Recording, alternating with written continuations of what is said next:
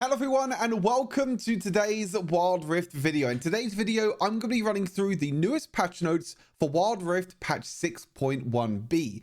In these patch notes, you'll see some nerfs to some OP champions that have honestly been strong for such a long time, some buffs to some of the newer items that got added in patch 6.1 that have not been performing up to standard, and also every single support item has been nerfed. A lot to go through. This is a really big patch with a lot of buffs and nerfs to both champions and items. So make sure you sit back, relax, grab your popcorn, and let's head into it. First, we have the Black Market Mayhem, which is a little discount event, which is running from May 23rd to June the 12th. 80% off skins. Happy days. No Gamba, which is also always very good. Garen's rework. This has been something that was announced at the start of 6.1 in the patch preview. Note that this rework does not come out until next Thursday, which is the 29th of May, but we'll still read through it anyway. So the second ability, they've removed the courage granting damage reduction within 1 second. So it's less of a timing ability now, and more of just a shield. You gain the passive now, which you gain 10% bonus armor and magic resist, and then the active grants a shield that decays over 2.5 seconds, absorbing health plus 20% of your bonus health. So again, this is based more on just a normal shield now. Like, it's just a boring normal shield. Before, you actually had to time your second ability to make sure that you get the 70% damage reduction in the first 1 second. So if there's a big AoE ultimate coming your way, you want to time your second ability at the right moment. Now it's just a shield that decays after 2.5 seconds. So not as cool, but I guess an easier way to play Garen, even though Garen is already very easy to play. Third ability, enemies hit by the edge of the blade storm take critical damage. That has been removed. Now the number of spins increases with champion level, up to a maximum of 11 spins. Ending judgment early reduces its cooldown, which is quite nice. After hitting an enemy champion 6 times, judgment applies 25% armor shred for 4.5 seconds. So now it's all about an evenness, still 20% increased damage to the nearest enemy. So now it's about, it's not about hitting enemies on the edge of your third ability. Now you just basically want to get on the face of enemy. If you hit enemies 6 times and at the maximum level, you get 11 spins. So you could potentially, I mean, I'm guessing this stacks with multiple champions if you hit multiple champions 6 times, but then you apply the 25% armor shred, which is going to be really huge for Garen's damage when it comes to dueling, but also in team fights. And then also you do 20% increased damage to the nearest enemy. So now it's all about being in your face when you're playing Garen, rather than like being a little bit out of the way and trying to benefit from the crit damage with your third ability. Now it's all about getting in the face, dealing as much damage as possible to the closest enemy, and of course applying the armor shred, which is, again, as I mentioned, going to increase his damage by quite a lot. This will be very interesting to see what it's like. So it seems like his passive, his first ability, and his ultimate has not changed, which is not surprising. But these two abilities, second and third ability, are being changed. Leap towards. We get to leap towards now with Jack's first ability. You can now be cast to wards. So wards are going to be vital now for Jax for engaging, but also disengaging at the same time. Jax most of the time probably won't even ward in the lane. He'll keep the ward, and every single time he ganks, he'll just place a ward behind him, jump to that ward, and then he's going to be safe and sound. And I've also increased the jump speed as well. And the third ability, Jax can now dodge abilities with on-hit effects. So this is things like Yasuo Q, Yone Q, and also a Fiora Q as well. Any abilities that apply on a hit effects, Jax can now dodge. So it's going to be very scary now coming up against the Jax. Obviously no nerfs, even though that he's gotten quite a big buff with the leap strike on wards, and also the counter strike dodging on hit effects. So overall, Jax is still going to be one of the best champions out there in the Baron lane. Moving on to Sona. Now, I don't think Sona is a bad champion. I think her early game is still a little bit weak, but I feel like there is, ways in which, Sona can just farm up, or Sona's ally can just farm up. You can farm up in terms of, getting stacks towards your Archangel, getting as much gold as possible by staying near enemies, and then you'll be able to get a bunch of takedowns and get a lot of gold, which means the late game you're just healing and shielding so much during fights. They've changed her passive. There's an adjustment now, so stacks are only consumed when attacking champions or epic monsters. This is really big. The problem with Sona right now is that when you get your passive fully stacked, you're going to find yourself never auto attacking. You can't help your allies push waves. You can't proc relic shield, for example, because if your passive is fully stacked and you have the stun available, you're going to save that for the champion every single time. So now it's only going to be consumed when attacking a champion, so now you can just keep auto attacking minions and help him push a wave, and even auto attack other things as well, like monsters in the jungle or something like that. So really nice change for Sona. And now when she comes out of base, she already has full stacks on spawn. So I'm assuming this is going to be at the start of the game when you spawn in, but also every time you every time you die and you respawn. Really nice change for Sona. They have reduced her first ability damage by 10 at every single rank. This is kind of no surprise, because I honestly think this is going to make her very strong now, because she can actually auto attack minions. So them nerfing her first ability damage, I think is warranted, considering how strong the buffs are to her passive. I'm very surprised by this buff. I think Poppy is already in an okay position. I actually think Poppy Baron lane is pretty strong right now, probably one of the best tanks out there. Just a lot of crowd control, a lot of spamming of her abilities, a lot of damage. They're actually trying to buff Poppy more in the jungle, and this damage is pretty big. Maximum damage of each strike based on the percentage health of monsters. This goes up to 220 at maximum rank now instead of 150. So that's like nearly, a double the amount of damage. It's about like a 50% upgrade, which is really big in terms of Poppy's damage when you're clearing through the jungle and trying to get as much damage down. Even when you have 2 points in your queue now, you get 30 more damage, and 3 points in your queue, you get 50 more damage. So this is a lot of damage to help Poppy jungle, and I think she might be a pretty underrated pick in a new patch in the jungle. Obviously, she's not as much of a carry. You can build things like Trinity Force and Sundered Sky to be more of a carry. But we'll have to see how this, benefits. This was already played quite a lot in China, so quite surprised this got buffed. Set, you just never see Set in any of your games at the moment. This champion is just not great right now, unfortunately. So no surprise really that he's being buffed. Base stats, base health regeneration is going up. Health per level regeneration also going up. The passive, so the right punt damage is going up. The base damage is going up, which is going to help him more in the early game, and the movement speed also going up on his first ability. So he can gap close a lot quicker. He's going to do more damage with his right punch, and he gets more health regeneration in the laning phase. Obviously, this set with second wind is actually very powerful, because you have so much health regeneration anyway from your base stats and also your passive, and then you also get so much healing from second wind as well. So this is going to be a really nice change for Set, and hopefully he's going to be a bit stronger.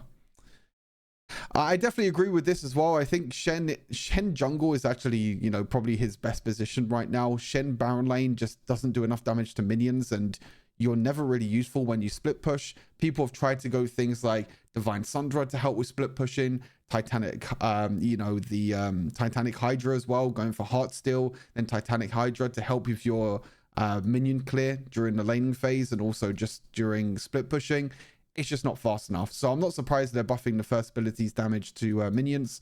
This will hopefully help him try and split push more often. But I think in general, split pushing in Wild Rift is just, it just doesn't feel as effective at the moment. So much is based around these team fights and 5 versus 5 fights around these big objectives. But hopefully this will help Shen become more of a split push carry. Xin Zhao, I thought, was already one of the best junglers, I think, in this patch. I think that, I saw him played quite a lot over in China. He's performing pretty well in China. He wasn't like the highest priority jungler. There was other junglers that are obviously more high priority. But in general, I thought Xin Zhao didn't really need a buff. I thought he was pretty good. But they're buffing his third ability, so they're buffing the base damage and also the extra attack speed that you get, which is going to help his jungle clear quite a bit in the early game. 5% increase in attack speed here, and when you get 2 points in it, you can get a little bit of extra attack speed.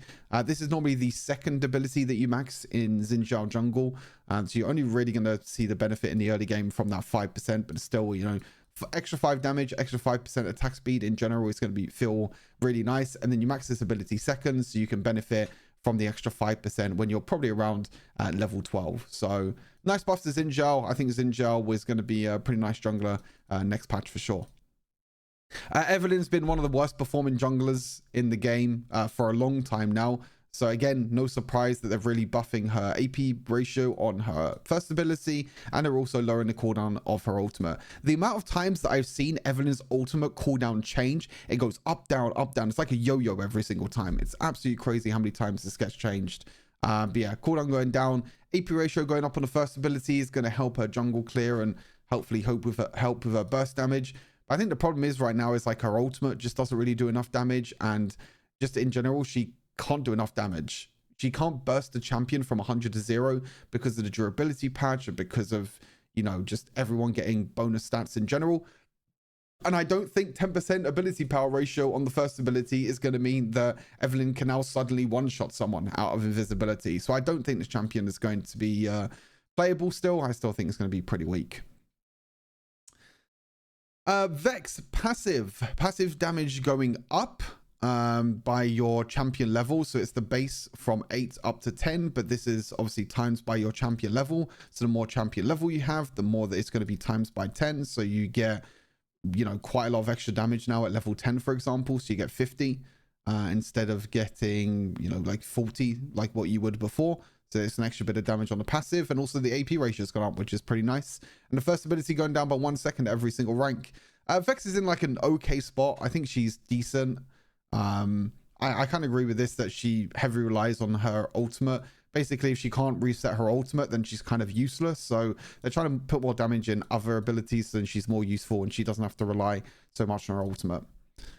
Alistar buff is quite nice. I honestly think this champion can be a great carry in solo queue. I think it's just so easy and it has such a low cooldown, like the headbutt pulverize combo. Now with pulverize going down in cooldown even more, this is going to really help Alistar. Base health in the early game is also very great. The only downside really of Alistar in general is that at level 1, you're very useless. You're just standing there. You normally actually go for your headbutt first. You could just headbutt someone away and be annoying. And then level 2, you actually suddenly start to become a champion. Then you can start doing your combos and you can start to go all in. This is going to help with his survivability at level 1 and also during his laning phase, where he can try and, you know, use his combos more often and be a little bit annoying.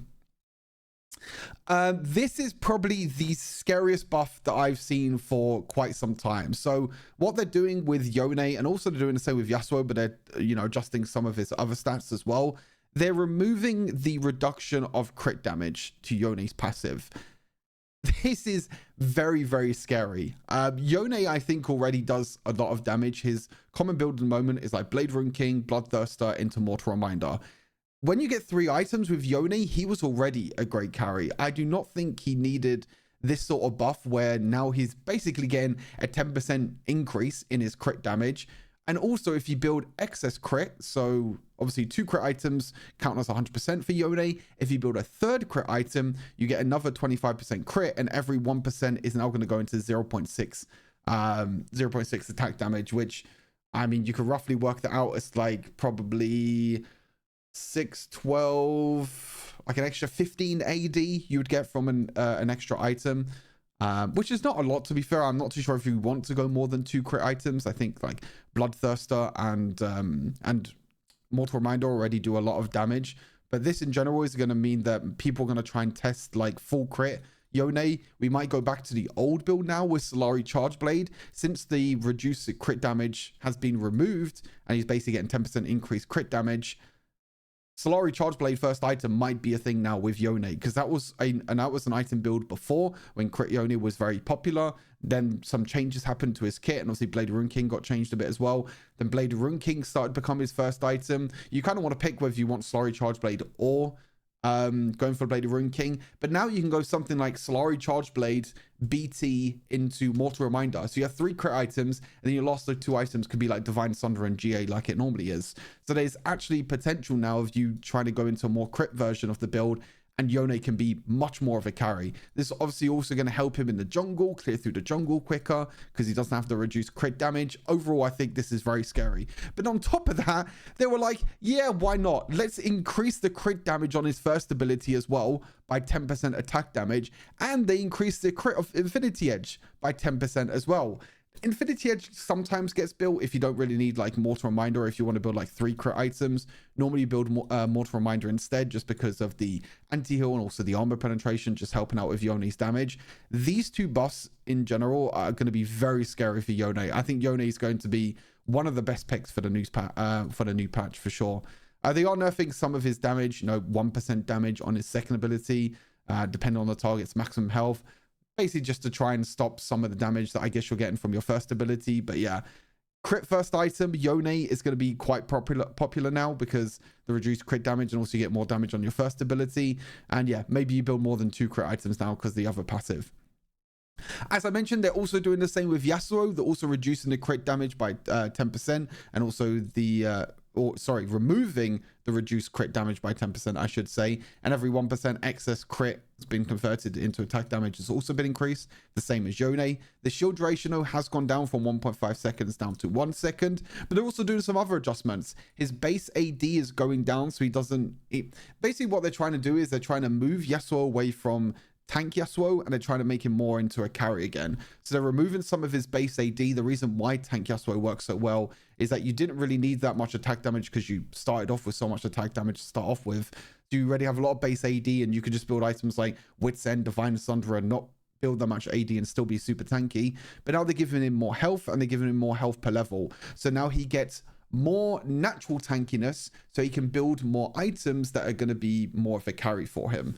So I kind of like these changes. Overall, I mean, tank Yasuo has always been very annoying to play against, but they are reducing things like the Steel Tempest damage by 15 at maximum rank, but then they're increasing the crit damage. So again, less base damage, which means the tank Yasuo is going to be much weaker. But then if you build into crit Yasuo, you're going to be able to do more percent damage. Obviously, this damage is also going down to 115, and this is also going down to 115 to make it the same as this. But in general, your crit damage is going to do more now. So again, they're trying to make Yasuo more of a carry, which is scary for an AD carry like me. But tank Yasuo is honestly probably more annoying, because that champion is just completely unkillable once he gets a few items as well. So I think this might actually make Yasuo more of a carry now. You can also go things like lethal tempo and everything as well. Yeah, we'll have to see how it is, but Yasuo becoming more of a carry is a great sign in my opinion. Gnar has been dominant still for the past few patches. They did try and nerf this and this before. I think this is like the 3rd time actually that the bonus damage on the 3rd attack of Hyper has been nerfed already. But now it's going down to 12% at maximum rank. And this is going down to 6, 8, 10, and 12%.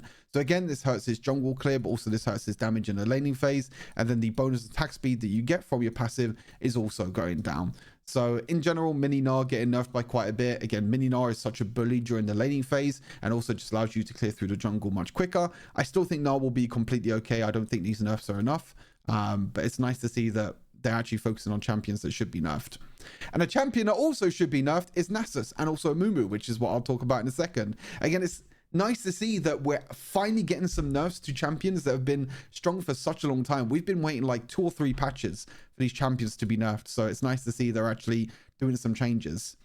The thing is with Nasus is one of the other reasons why he's so strong now is because of the boost lucidity. He gets a crazy amount of mana regeneration. He basically doesn't have to worry about mana. He gets a stupid amount of ability haste as well, which helps obviously with the cooldown of your first ability and your other abilities. You don't have to worry about mana. You don't have to build any other mana items. You're just sitting there with boost lucidity and like Sheen, and you can do a crazy amount of damage. That's why Nasus is so strong right now in the current meta. But they're reducing his base damage, which is quite nice. They're increasing his attack damage per level for him to become more of a late game carry. This base AD is going to be pretty scary in the early game. Obviously, it's not going to help him as much when he's trading and trying to go for early kills. Mag resist also getting reduced. Obviously, Nasus mid lane was very popular as well, because you're basically unkillable in the mid lane. You have so much physical vamp. You have so much mag resist and so much attack damage that you just walk up, last hit a minion. The enemies can throw abilities at you, but they're never going to do any damage. So it's nice to see that this gets nerfed, which is quite nice. The physical vamp on the passive also getting nerfed is huge, especially in the early game, going down by 4%. This is one of the reasons why Nasus was so strong. He just stays in lane, he farms up, he has fleet footwork for physical vamp and healing, he has his passive which has healing. He's never going to be diveable because you just have your ultimate which makes you unkillable.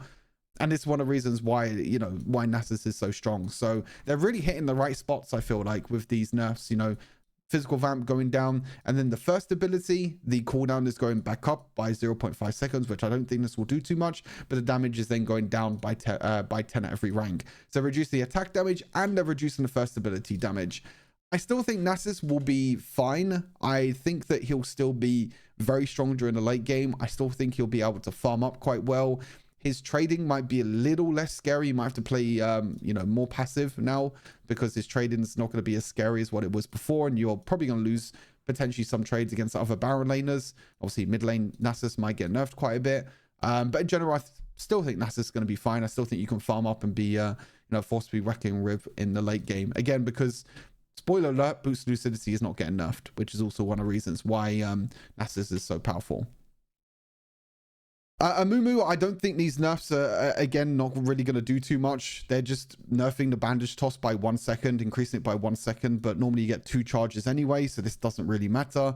Nerfing the base damage by 10 every single rank, and then increasing the cooldown of the ultimate by 10 seconds every rank. I don't think it's going to do anything to Amumu. I still think he's, I mean, you know, we're keeping Amumu's fast jungle clear. This is one of the reasons why Amumu is so strong, is because he has one of the fastest jungle clears in the game right now. And he can just go to a lane. He's super easy to play. You just bandage toss, use your ultimate, use all your other abilities, and he does a crazy amount of damage. So yeah, I don't think these nerfs are going to hit in the right spot. And I still think he's going to do crazy damage with his tank build, and he's going to be super tanky at the same time. Rise is just way too powerful right now. I mean, no surprise here, but Rise is just way too powerful with his abilities. His late game scaling is super easy. His laning phase is not that bad either. You can just sit back and farm during the laning phase, and then late game fights, your third ability and your first ability just one shots at anyone. So base health going down by 30 is quite nice. It means that maybe you can get poked a little bit more and take a little bit more damage. Again, as I mentioned, at the moment, you just sit there and you farm up, and you just farm up your tier and your Rod of Ages, and you just farm up with these. The first ability going down in terms of base damage, and also the percent ability power ratio, and the same with the third abilities. Wow, the third ability is going down by quite a lot late game, going from 200 down to 170. This was losing 5% of the ability power ratio. I mean, this is still, I mean, well, I don't know why this says cooldown. This is damage, but I don't know why it says cooldown here. I think one of the main reasons why Rise is so strong as well is because of his early game damage, which is not getting hit too much. You can clear minion waves so quickly because you get resets of your first ability by spamming your third ability and your second ability. You basically have infinite mana, and you could just keep clearing waves over and over again. So, I mean, he's not going to do as much burst damage now in the late game, which is quite nice. But I still think he's going to be very powerful, and I still think he's going to be one of the strongest mid lane champions to play right now. Health going down is nice, means that you might get poked a little bit more, but again, kind of like, you know, Nasus, you just sit underneath the tower and you just farm up until you get the right items and the right power spikes that you need. Jarvan buff, really nice buff actually to his third ability. The passive attack speed is going up by 5% every single rank, and also the base damage is going up by 5 every rank, and the cooldown of his ultimate is going down by 5 seconds. These are really nice buffs for Jarvan. This attack speed is going to help when, you know, trying to claim towers, trying to clear through the jungle, trying to do damage with your combo as well. Really nice buffs to Jarvan. I think Jarvan was in like a decent spot. Obviously, like the first strike lethality Jarvan is no longer really a thing. You more play Bruiser Jarvan, which obviously doesn't have as much carry potential, so it can be a little bit difficult. But yeah, I think that this change is going to be quite nice with clearing through the jungle, and then ultimate going down by 5 seconds. Can't fault it. It's going to be scary now playing against the Jarvan. Olaf, I didn't think needed a buff. I think that Olaf was great in the right scenarios, but I think people are just picking it against any team comp, and I think that's the problem. The thing is with Olaf is that his ultimate is one of the most powerful ultimates in the game. You've been able to block any sort of crowd control that comes your way. You don't get CC'd. You do extra bit of damage and everything as well. Like, you do a crazy amount of damage still, where you can just run into the back line, you know, with ease. But the thing is that, you know, people pick Olaf when you're against 0 crowd control. So your ultimate doesn't really get that much value. You're just using your ultimate just to try and run into the back line. So I think people are just picking Olaf in the wrong scenarios, and I think Olaf is very strong. But I mean, this is really scary So in the jungle, you normally max Undertow, your first ability. This is going up at max rank by 30 damage. So his jungle clear speed is going to be much more now. And also his third ability, the damage ratio to monsters, is also going up by 15%. So Olaf's jungle clear now is going to feel really, really nice. I thought it was decent before, but now it's going to go up even more. So this is a really, really nice buff to Olaf. It doesn't really buff top lane Olaf as much, because top lane you normally max your third ability. And I think you max your... Actually, I think you max your first ability last, if I'm not mistaken, in Olaf top. It's normally your third ability and then your second ability, because you're more to do with trades, whereas Olaf in the jungle, you go for your Undertow, because you can just keep spamming this and also picking it up over and over again in the jungle. So you keep spamming it and you can do the most amount of damage. Whereas in laner phase, if you throw your axe, sometimes it might be difficult to pick up, so it's a lot less reliable. But yeah, it's a nice buff there to Olaf in the jungle. And then we also have a vibe buff as well. So damage of maximum health is going from 4.3 to 8.5. It's now 4.8 to 9. Still scales with bonus of 0.03% of your attack damage. But again, this is mainly to do with the jungle clear speed of Vi, with damage to maximum health. Obviously, in the early game, jungle camps have a lot of maximum health, so you're dealing more damage there. And also it can help Vi a little bit into tanks. And the base damage on the first ability is also going up by 5 base damage to 10 base damage. This is basically based on how much you charge your first ability. Obviously, maximum charge is this, and if you just tap the ability, it's just going to be this damage. So really big benefit now when you try and max it up to when you charge it up to the max, which again is what you normally do with jungle Vi. Overall champion changes, I think, are not that bad. There are some champions that I still think they've missed. Corki nerfs, where the hell are they? Any ADC nerfs or buffs, actually. We're just going to have the same ADC meta again, which is going to be boring as hell. No ADC changes. No Lillian nerfs as well. No Rumble nerfs. Yeah. No Aurelion Soul nerfs as well. I think Aurelion Soul is actually low-key kind of powerful. But yeah, kind of surprised that, they've hit some of the champions that are very OP, like Nasus, Amumu, Gnar, Rise. They've hit some of the champions, but I feel like they could have done more.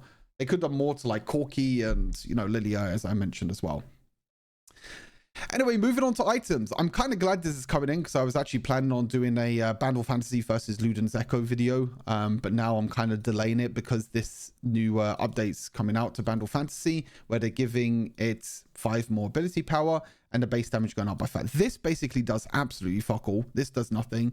This extra 5 AP is going to be quite nice. Obviously, the big difference between Bandle Fantasy and Luden's is that the Flame Blossom passive has more AP scaling than the Luden's Echo passive.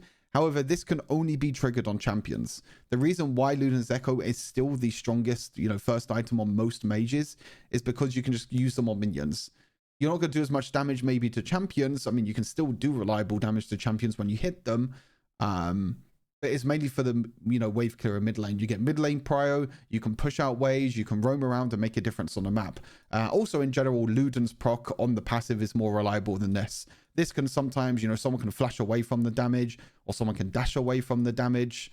I'm seeing people build like this on Morgana, for example. Like, it's just not good on Morgana.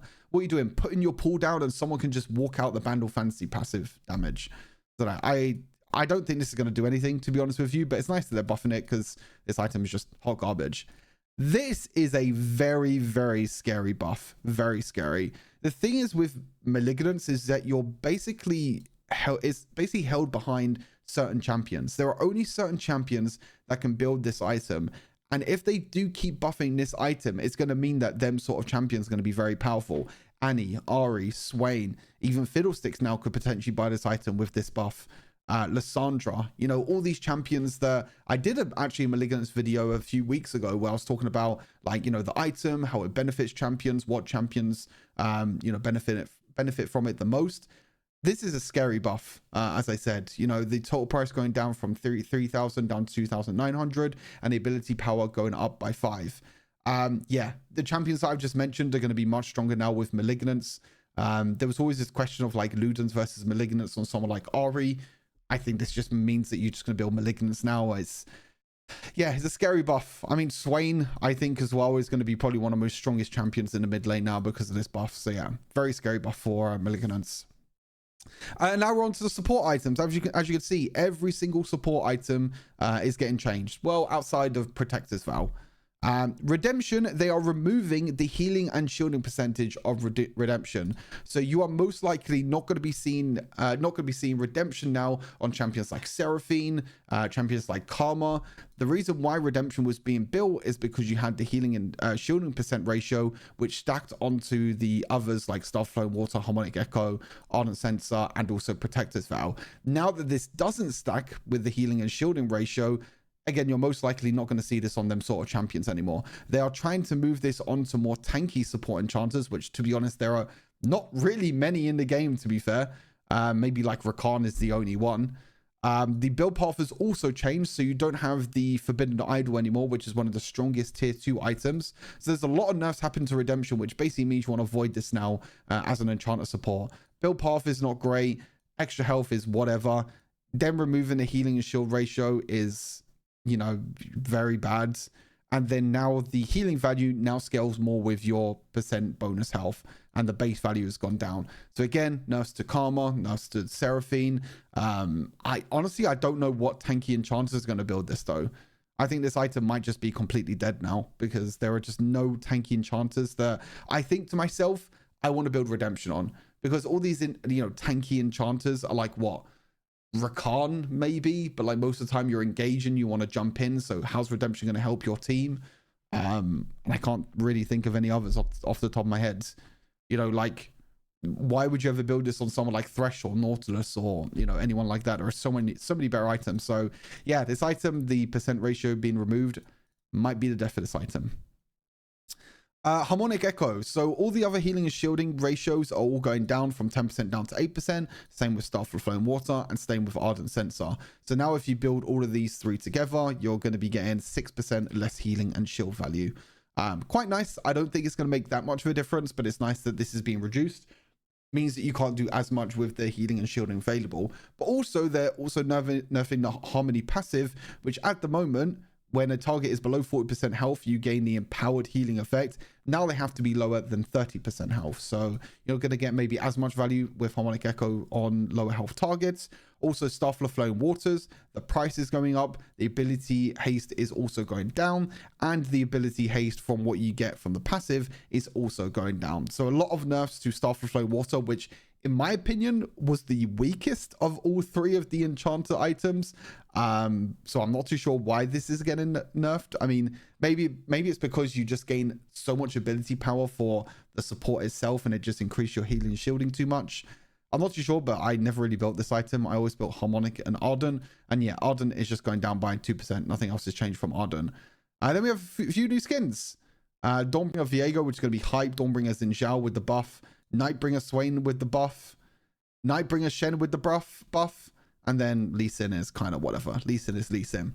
But yeah, that's everything. That's all the changes happening in patch 6.1b. Let me know down in the comments what you think of the changes. Let me know what your favorite changes coming into the new patch. For me, there's fuck all for AD carry main, so I don't really know what to be excited about. I guess Malignance I'm excited about, to play some of the Malignance champions again. Maybe I'll play some jungle, because there's a lot of jungle changes this patch as well to some champions.